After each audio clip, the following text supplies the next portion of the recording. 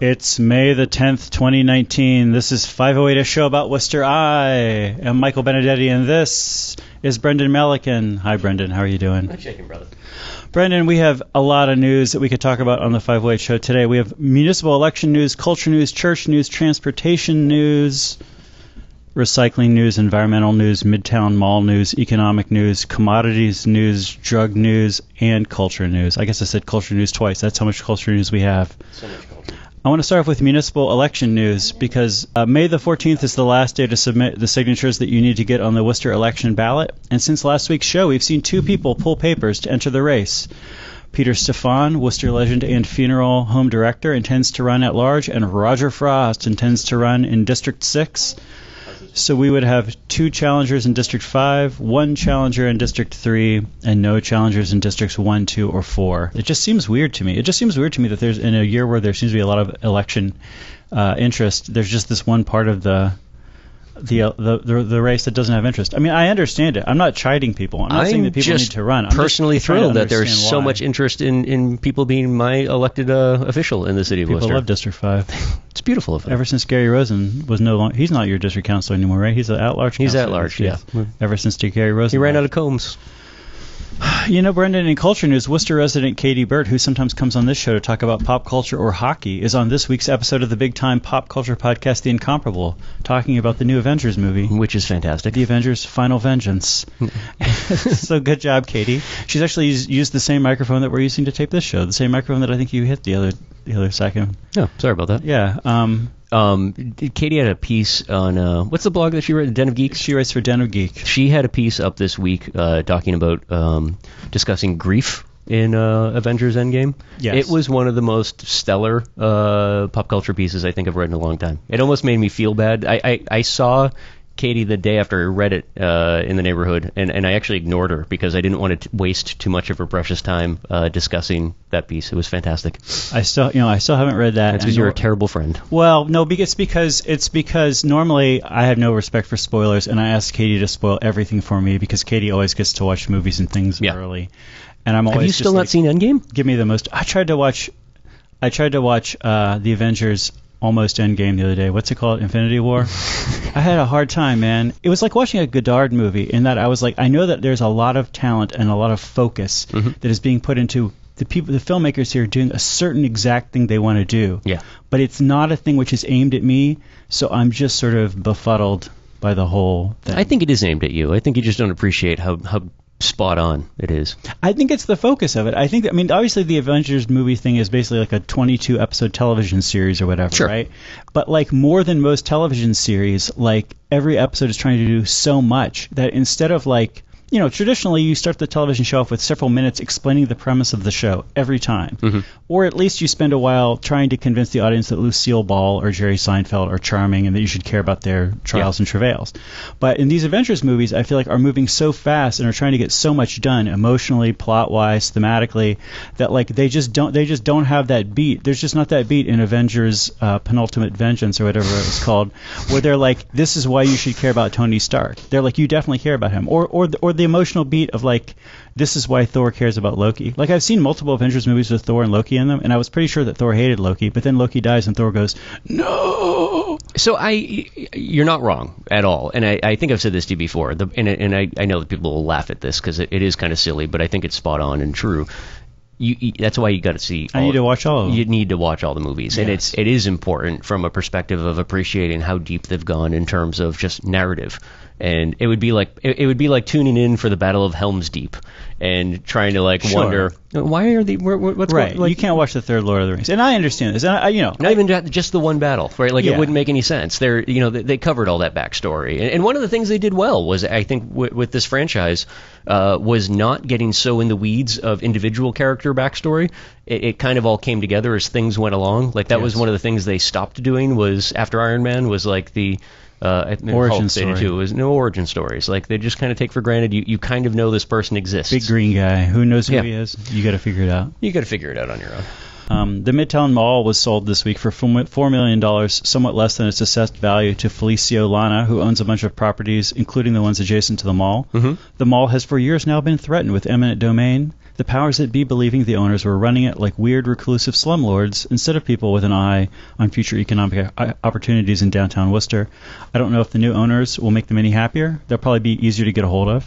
Well, what's interesting, though, is that, this isn't so much reading between the lines, but what's been explicitly said in press, unless I'm misreading, is that, the eminent domain conversation doesn't actually appear to be over, right? Right. They're like, we could still do it. Because the reason this sale seems to have happened so quickly was the WRA gave the owners a 30-day timeline to come up with a financial turnaround plan, right, for the mall, either financially yourself or with somebody else. They seem to have done that via a purchase and sale agreement, but they still haven't shown it to the WRA. And the WRA still seems to have great interest in what's going to happen here. Like if this owner turns around and says, well, I bought it for $4 million, and to be honest with you, this building is my ideal building. Like the way it is right now, this is what I've always dreamed a building to look like. I'm going to guess that somebody at the WRA is going to turn around and say, yeah, that's not going to work for us. Well, maybe it buys them some time. Brendan, let's talk about what you think is maybe the big story of the week, which is church news. Church news. Last week in Worcester, church news was church demolition news, and this week it's church rap video news. Worcester native Joyner Lucas. Bizarro timeline this is in Worcester. Or as everybody I knew who knew him growing up in Worcester calls him, Gary, shot a video for his song Devil's Work in St. Peter's Church in Maine South, my church. Mm-hmm. In the video, he wanders around the nave of the church wearing a hat, holding a giant Bible in one hand and a giant bottle of alcohol in the other hand, and prays for a bunch of celebrities to die. Monsignor Scollin, the pastor of St. Peter's, has said he was on vacation while all this was happening and that they misunderstood what they were agreeing to when they agreed to let the video be filmed in the church. I'm a longtime member of the parish, and I'm not happy about this. It is a mildly trashy video, and it's in a space that I feel like is not supposed to be an even mildly trashy space. Yeah. But what do you think? So St. Peter's is, I guess, technically my family's parish. My family's all Maine South, so that's Monsignor Scollins. Unfortunately, I usually only get to see him at weddings and funerals these days, but he is a fantastic human being. Yeah, I totally disagree. I think it was an incredible use of the space. I thought, and that parish is absolutely gorgeous. I love.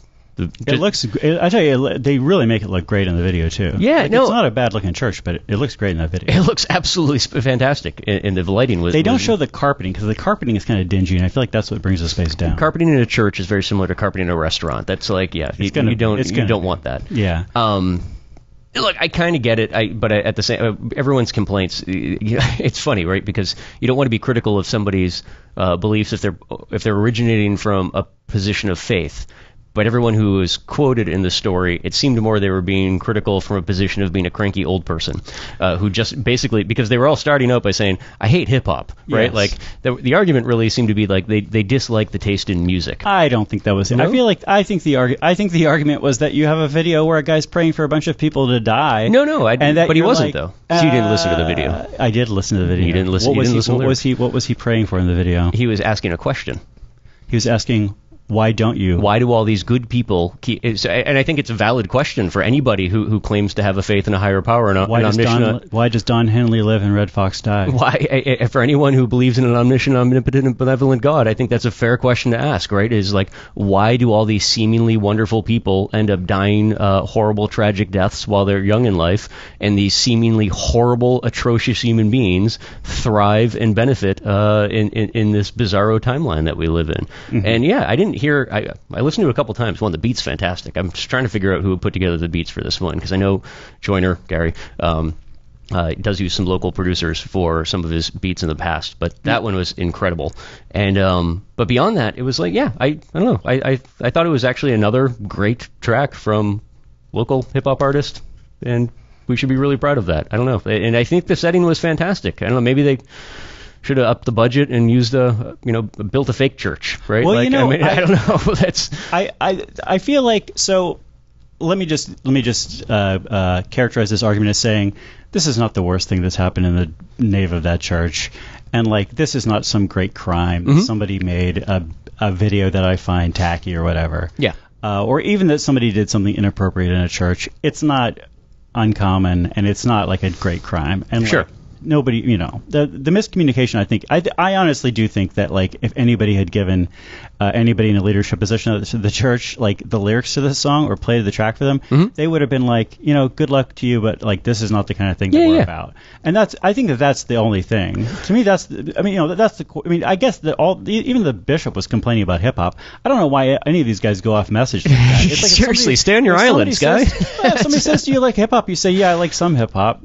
You know, whatever, yeah, like, whatever. You know, Run DMC. Great. Come out at night. Whatever. It just sounded like a bunch of old guys complaining about their taste in music. Well, I want to talk about the things that it made me think about. I want to talk about other unconventional church-based videos, specifically the opening of Boondock Saints. Joe Perry reads you the church announcements, and the West Wing episode, The Two Cathedrals. All right. And this reminded me unfavorably of the Boondock Saints. And also, I feel like it was not done as well as the West Wing episode Two Cathedrals either. In the sense that, like, when I'm looking at this guy and I'm like, here's a guy, he's in the sanctuary, he's in the nave of the church. That's the audience area of the church. And he's just kind of walking around. He's not like genuflecting. He's not like moving like a person moves in a church. So there's no reference to that aspect of the thing. Yeah. It's just like he might as well be in a nice park.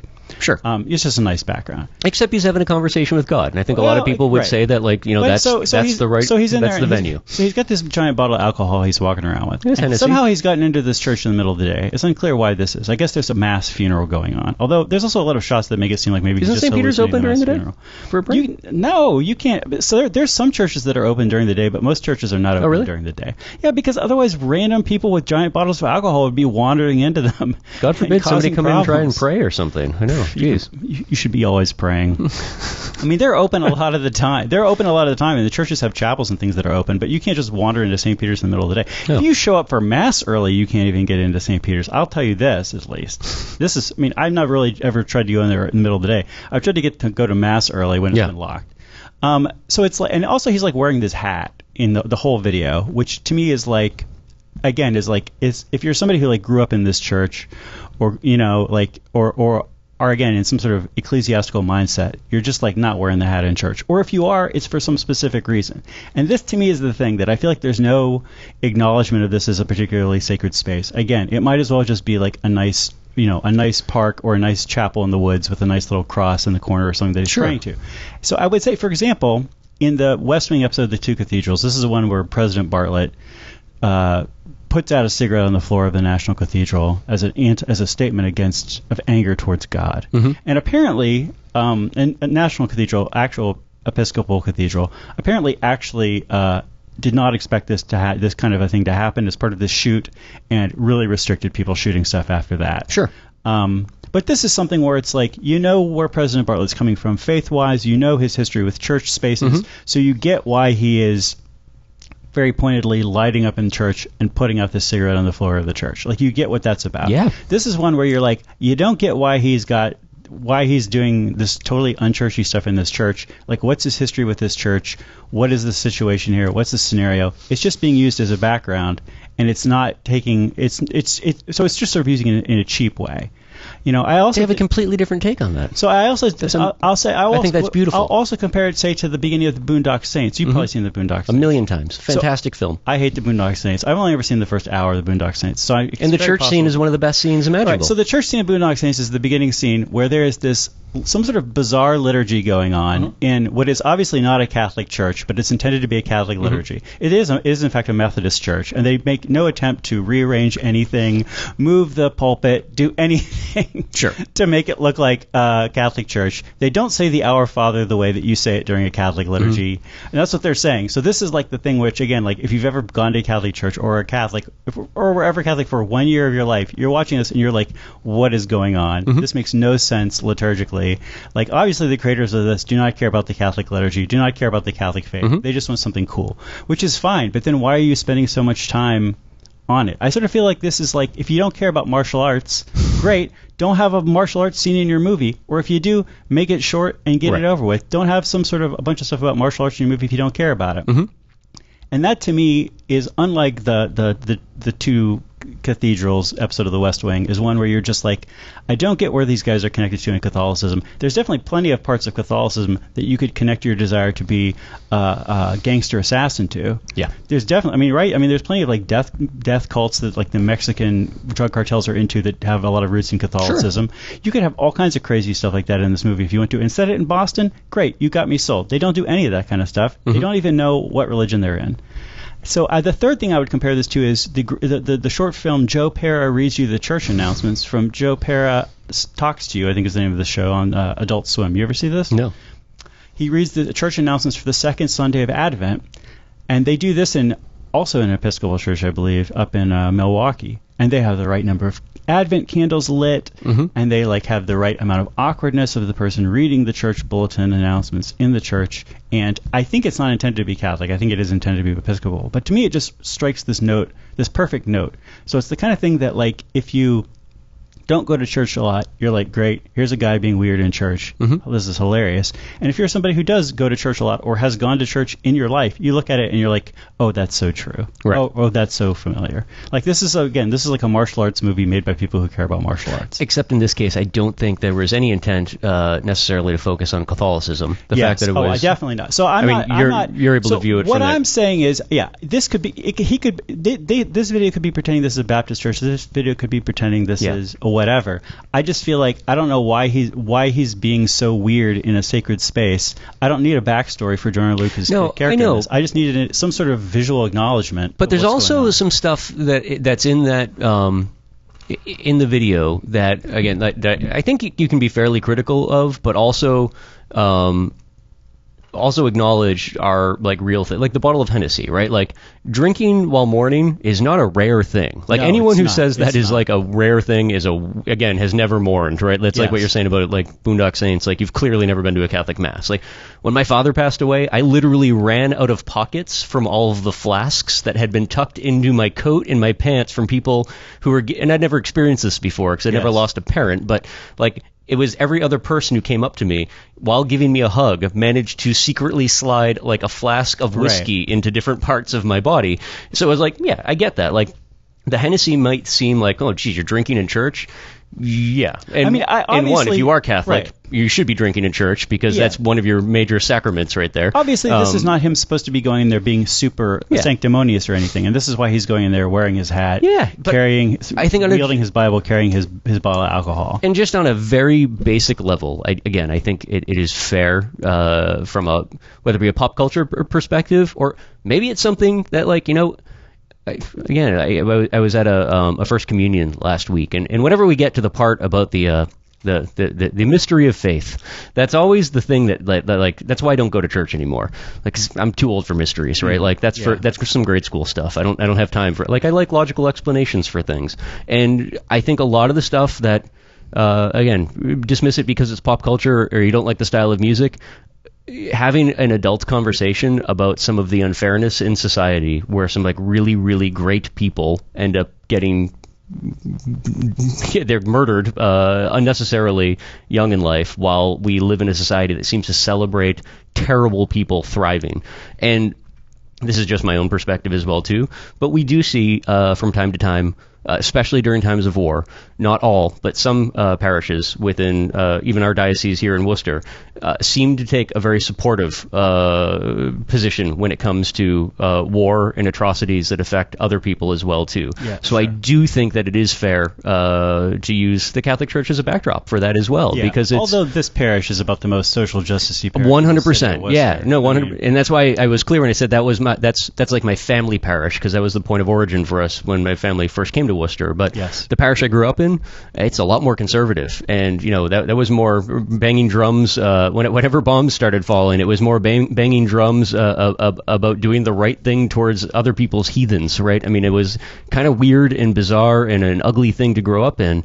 So I think using that as a backdrop, again, for an international audience, because we're not just Joyner's not like a local hip hop artist, right? He's not an unknown. Like he's definitely not he's a trying Grammy-nominated hip hop specifically either. Nobody in the world needs to know about St. Peter's. We're the only people.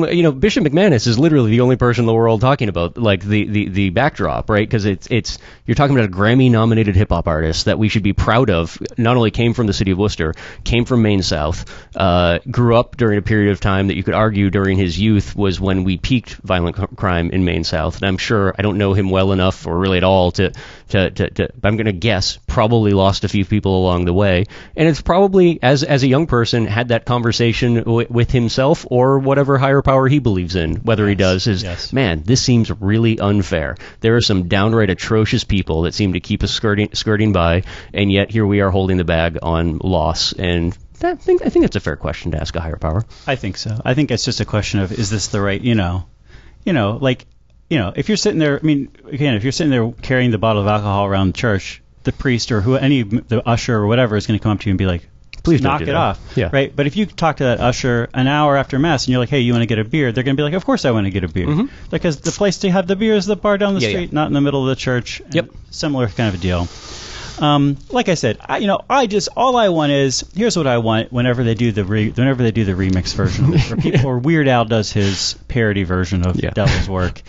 I want there to be this part, maybe the bridge, maybe some chunk of the song when it gets a little bit more devout or a little bit more thoughtful, where he just takes the hat off as this gesture of like, now I'm going to be, devout for a moment. And then maybe he argues himself, Hamlet, like, back into being frustrated with God and puts the hat back on as a gesture of like, no, I'm not going to take the hat off in your house, Lord. I'm not going to do it. Like, I just want there to be some acknowledgement in the video that that this hat is like a crazy thing. You know what I want to see happen is next time Joyner comes around locally to tour, even if it's down Providence or Boston, I hope that Monsignor Scollins, Bishop McManus, Rabbi Fogelman, and the Imam whose name I'm not going to ruin, and I apologize for not remembering it, I hope they all go along for the ride, get backstage passes, and are shown the time of their life, because those are four guys that could use a little bit of hip-hop in their lives. And Monsignor Scollins would actually be pretty fun in that scenario. He would be fantastic in that scenario. He wouldn't be into it. He would just be like, listen, I'm like 80 years old. We could get him into it. I know. Go to sleep at 4 o'clock in the afternoon. No, we could get him into it, and I think I think it would be good for all of them. It'd be a healthy night for all of them. Hey, Brendan Melican, here's an essay by Tyler Cowen. Forget robots. The breakthrough technology will be in your car. Did you read this essay? I did not. He writes, over the next 20 years, what will be the most unexpectedly transformative technology? And he thinks the answer is the automobile, but not self-driving vehicles. Ride-sharing has been the biggest technological boost to my standard of living since the smartphone, and the service benefits both drivers and non-drivers. And most people have still not even started using ride-sharing, so there's plenty of room for the market to grow. And then he says, another reality of the contemporary automobile is that Tesla has managed to rethink the entire design. The dashboard and interior are reconfigured. The drive is electric. Software is far more prominent and integrated into the design. Voice recognition operates many systems, and there are self-driving features too. Whether or not you think Tesla as a company will succeed, its design work has shown how much room there is for improvement. Yeah. And I'm kind of this idea that like the next smartphone will be radical car changes. This does not feel like an accurate argument to me. You're not a driver, though. You know what, though? I feel like I have driven a bunch of different cars. Sure. I drive cars on a regular basis. I don't drive like a lot of sports cars. Mm-hmm. I've driven some electric cars. You ever drive a Tesla? I have driven a Tesla. Yeah. I've driven some crappy cars. I would rather drive a Tesla than the other cars. Yeah. It's nicer. It has a little thing that tells me if I'm going to ram into somebody. That's pretty good. But I don't feel it's like the difference between a BlackBerry and an iPhone. Driving an old beat up, Ford versus a Tesla. Newer Teslas with autopilot, and especially the ones that go like 10 billion miles per hour and feel like you're in a rocket ship. I never could get the autopilot turned on. It's absurd, Mike. I mean, it is like driving a rocket ship. That's the speed at which they accelerate. It's like driving a cartoon car. That was my feeling, because it just it makes no sound as it gets faster. It just goes as fast as you want, as fast as you need it to. The other thing that is that I found too, there's something about. It was weird to me at first, the first time I saw like the oversized iPhone that they use for a dashboard in a Tesla. Right. I can't remember which manufacturer it was, but it might have been Toyota or Volvo. I don't know whether they're both in my head, but at Google I/O this past week, a bunch of auto manufacturers are announcing their intent to go all in with Android Auto as being like not just like the media center, but the brain for the car. Right. And they're moving to displays like that. I think when you start merging that self-driving function along with ride sharing, along with removing all of the things that we think make a car, like knobs and buttons everywhere, yes, and it just kind of does what it needs to, it does kind of take on that life of a smartphone in the same way that, like, you can use a smartphone, like my mom uses her smartphone the way that she uses her house phone, right? Like, she makes phone calls on it and whatnot. I'm getting to the point where, like, my phone, I'm just talking to it throughout the day. Like, it doesn't come out of my pocket. Like, it's, I never got into that. One of my housemates talks to says, "Hey Google" or whatever all the time. I never could get into it. And I do it through my headphones, so other people aren't hearing it. It's like I'm just having, and Android Assistant is just getting weird and creepy in the things that it can do. The next generation of it, it's conversational. Like, the whole "Hey Google" thing goes out the window, and you can just have an ongoing conversation with it. I would be curious to see what the Tyler's what got him thinking about this. But I was watching an interview recently with a guy from MIT. I think he's MIT, Harvard, young dude, Russian guy, that is somewhere between theorist and engineer, and that's a lot of his focus is on cars and automation and whatnot. His whole thing is, like, his personal work is basically creating AI that's similar to the movie Her, where, like, you can have, like, an actual relationship with your technology, and that's kind of like where Google Assistant is starting to head. I'll be curious to see how Siri, like Apple, amps things up along that front. But I do think cars in particular, we have a very intimate relationship with cars, and while we could be viewing ourselves as heading towards like a post-car sort of society, cities are being rethought around walking, pedestrians, mixed-use transportation and whatnot. Especially for distance, there still is that intimate relationship with cars, and if you can rethink the way we both get them around and interact with them, there's some real potential there for stuff. I guess he's making an accurate point too, that, like, at least as far as user experience goes, the robot car is not necessarily going to be a big miracle. Like, economically, it's going to be a huge change to things, but, like, as far as user experience goes, seems like it's not going to be that much different from, like, an Uber. Or a cab. Maybe. A cab is a self-driving car. Yeah. It's going to be in some ways different than riding in a cab, obviously, but in some ways it's going to be, 90% of it is riding in a cab. And the way I have looked at it for myself anyways, and I couldn't afford a Tesla, but, like, my limited experience with them relative to what I do drive. So, like, I drive a 20-year-old Jeep Wrangler. That's a standard, right? So, like, I couldn't be any more hands-on. I'm putting this article here just to get out of my way. You don't have to read it. I couldn't be any more hands-on with my car if I tried, right? Like, things are at least 3 different things break a day that I have to fix myself. It was just yesterday replacing a multifunction switch because my turn signals decided that they meant to turn on the high beams, and that's really obnoxious when you're driving at light and you go to turn right and suddenly you just blinded the person coming at you. But so, like, I'm constantly fixing things. It's a standard. Your wheels are falling off. My wheel fell off a couple weeks back. As we know. It's like, but then you hop in a Tesla, and it's like you kind of don't have to do anything. You just have to show up. You just need to be there, and that just being present thing. And I'm not saying you should be ignoring everything that's going on around you, but the amount of effort that's taken off of your back by the autopilot, along with all of that data just being in front of you when you do need to see what's happening around you, or I don't know. It's like a smartphone. If you're using it to its full extent. Like, if you want, like, I get weirded out by people who are casual users of computers now. Like, why do you have a computer? Like, if all you're doing is watching YouTube videos and checking your Facebook feed, and you use a computer, like, I run most of my business off of my phone. Like, I don't use a computer for anything other than, like, the stuff that I need multiple displays in front of me for, with, like, a 9 million tab spreadsheet, package or whatnot. I feel like that's where cars are headed. It's just taking things off of one plate and allowing you to cherry pick how you want to be taking some of that time back. Brendan, I have here another article. This is an interesting interview with the journalist Adam Minter, who wrote the book Junkyard Planet and a forthcoming book called Secondhand.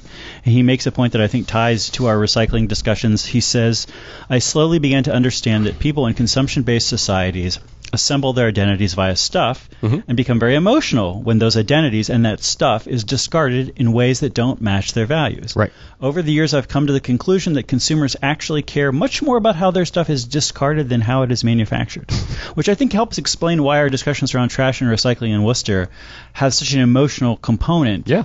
That whenever we say, oh, this trash idea is good or this trash idea is bad, people get their hackles up in a way that they don't if you say, hey, we're going to try, there's a better kind of a concrete, or this old kind of concrete we used to use is actually bad. I think as you mentioned when we were talking about this before the show, it also maybe explains the nonsense of Marie Kondo, or is it Kondo? It's not nonsense, but it's animism. It is total nonsense. It's animism. Well, that's what it is, and that's why it's nonsense. Right, like this article that I printed out. You shouldn't be thanking your books for their service. Like, you should acknowledge that it's just pulp. That's probably so, but you do sort of like have this article that you printed out at home, and you're like, this is kind of like a living being. It's not, but some part of my mind thinks that it is. So maybe part of the reason I have with discarding it is because I'm just like, I can't just like abandon my friend. Yeah. But I can say, thank you for your service, print out. And then I feel a little bit better about sending it on its way. And especially if I'm recycling it and it's like a nice recycling thing, and I know that it's going to be well cared for, and the recycling guys like have really cool shoes or whatever. The recycling plant is a very beautiful place for it to go and like live out its post consumer life. Yeah, but you're right. And it's also exactly what's genius about this piece, though, is we got it all backwards. And it's whether it's materialism or consumerism or the things that have helped us get it backwards, we couldn't care less about the people who are actually involved with the making of our stuff. Yes. The toddlers that are making our iPhones for us. They're doing in great China. work. They're fantastic. I actually do care. Good job, toddlers. I mean, we go out of our way to make sure that iPhone gets a proper smartphone burial, but we think not of the 5-year-old that throws himself off the top of the Foxconn building because they just can't handle assembling any more iPhones. That's a really bizarre place for us to be, that we care so much about our stuff, and I care about my stuff too. So I'm not. I mean, I'm guilty as charged, and I'm pointing this finger right at myself. But that is a bizarro universe place for us to be when we don't think at all about where our stuff comes from, but where it ends up actually matters to us. Speaking of the Boondock Saints, you had mentioned that there's also a Fight Club angle to all of this, the I'm not my khakis thing. Yeah. And of course, I am my khakis. You are, and you look fantastic. I have no separate stable self, as the Buddha would tell me. So honestly, my khakis are there. The fact of me having bought them is as much a part of me as anything else. And especially Adam Minter would think I'm the way that I dispose of my khakis. Yeah. Did you know that Thomas White at Assumption has released the quarterly Worcester Economic Index? I did not realize. I never saw this before. Did you ever see this before? No. He writes, he's been doing this for years. He writes, economic activity in the greater Worcester area slowed during the first quarter of 2019. According to the Worcester Economic Index, since December, the WEI has increased at a 0.1% annualized rate, which falls short of the revised 1.4% rate for the fourth quarter of 2018. The Worcester Economic Index is estimated using Bureau of Labor Statistics employment and unemployment data for the greater Worcester area, the NECTA. Mm-hmm. According to the BLS current population survey of households, almost 3,000 more people had jobs in March 2019 than March 2018, and unemployment fell from 4% to 3.5%. However, the BLS payroll survey estimates that the number of jobs in the region actually declined by 4,600 since March 2018. The seeming contradiction of the employment estimates between the two surveys is the result of different sampling populations and employment definitions. And I tried to figure out how he calculated this. I read a bunch of stuff. There's no article in the popular press that I believe the writer understands how he calculates this, because they never even attempt to explain it. They just say, oh, it's a thing that he comes up with. I think it's basically, I would say it's basically the average of 2 or 3 measures of unemployment in the metro area. It is not the average. Mm-hmm. It is more complicated mathematically than that, but as far as the layman is concerned, it's the average unemployment in the area. What's interesting, though, is that I saw nothing mentioning this piece that was not negative. It seemed like the salty folks hopped all over this as like, oh, look, Worcester's booming, Worcester Renaissance, we lost 4,600 jobs. I didn't see your mention of that is actually that we actually saw a decrease in unemployment is the first that I saw of the flip side of that, which seems to be more positive. Yeah, I mean, this is probably. Well, he also notes, which none of the cranky people are going to say, that they always revise these statistics. So these are the preliminary statistics, and they always 3 months down the road have better numbers and put out a revised number. And then that 0.5%, it could be 0.5% higher. It could be down to 3% for all we know. This is just the guesstimate. Yeah. I mention this because Brent crude oil is $70 a barrel, down 0.5% on the week. Bitcoin is $6,200, up 11% on the week and down only 28% on the year. Bitcoin, bro, what is up with you? making a comeback. It's making a comeback. Don't call it a comeback. Actually, it is definitely a comeback. It's been here for years. No, not that long. Boy, thanks for watching this show. This is a show about Worcester, but we haven't talked that much about Worcester. How do you feel about Worcester this week? I feel fantastic. We do got to get Katy. I feel better about Denver, though. They just decriminalized mushrooms. We do got to get Katy Burt to write an article about Worcester and grief, because I feel like a lot of these changes in Worcester, we forget about the grief component, where it's like maybe you're improving parts of the city, you're turning a vacant lot into a baseball field or whatever, you're paving Paradise and putting up a parking lot, whatever it is, but there's like an aspect of grief involved with like, all right, like objectively, I would rather have that baseball stadium than that vacant lot, but there's still a loss associated with that. And yes. If you feel like you can't acknowledge it, then it just comes out in unhealthy ways. It does. Like with Tony Stark. We need better. We need to learn to cope with our grief better as a Rogers. species, or as a society. Other societies do it better than us, but yeah. This is your show. This is the show about grief. Did you just give away Endgame spoilers?